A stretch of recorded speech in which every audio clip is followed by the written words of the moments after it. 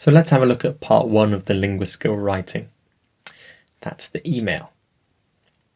So the format of this part will be that you need to write 50 or more words. And you will be given a topic with bullet points to write about. So here is an example question. It says, you have received this email from a friend who you met a few years ago. And it says, I can't believe it's my birthday again so soon. I think we should meet up and get some friends involved. How do you think we could celebrate? Let me know, Will. So then it says, write an email to Will. Suggest a way to celebrate. Say when you think the celebration should be exactly. And offer to help organise the event.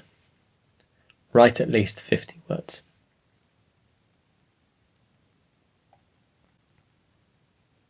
So, the first thing you should do is ask the examiner where you are, or gather a piece of scrap paper to write some notes on, and a pen, or a pencil.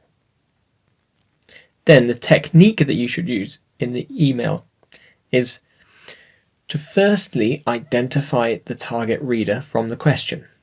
Who is reading your email? So in our example, it's our friend Will. And if you know who this is, so if, for example, it's your friend, you know what type of language to use. So because it's our friend here, we know we can use informal language. But if it was to our boss, for example, we would need to write formal language. Okay. Second step in the technique is to draft some short answers for each bullet point. So before you start writing your answer, draft or write some notes with short answers for each of the bullet points.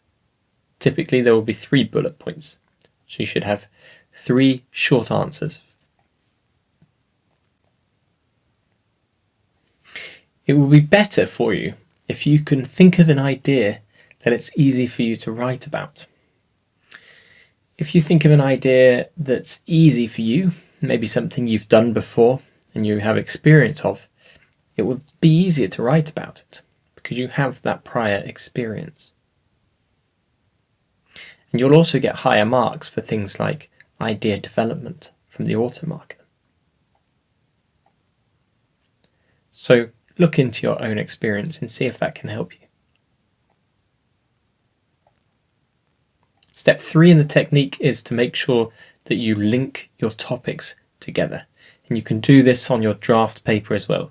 Put arrows between one of your ideas and the next idea to show how they're going to link together. So here's an example of a piece of draft paper which you're writing your notes on before you start your answer. It could look something like this. You could write down, going on a pub crawl in the town where you live. So if you don't know, this is a classic British pastime, which means a classic British event where people go from one pub to another pub to another pub and they have a drink at every pub.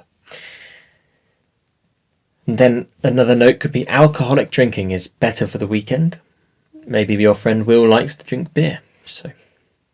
And it's complicated to get all friends there, so I'll help organise the best time. So these could be my notes to help me. So I know pub crawl, okay, and that could link to alcoholic drinking because it's better for socialising, etc. And maybe it's more fun if that's what you think. I don't necessarily think this truthfully, but it's just an idea. And I have done this in the past, so it's something I would be able to write about more easily because I have experience of it. And I could link alcoholic drinking to how we're going to navigate our way around the time, and then that also would lead on to how people are actually going to arrive there based on their travel.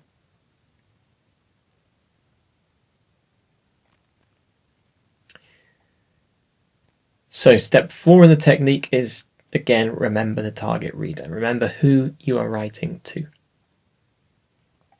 Write an appropriate introduction to that person. So for our friend Will, we could just say, I will. That would be fine. Step 5 is to follow your draft structure. So when you have that draft written down on paper, make sure you follow it when you're writing your proper answer. And make sure that you cover all of the topics that are given to you. So you have 3 topics in our example above, 3 bullet points, and make sure you answer all of them.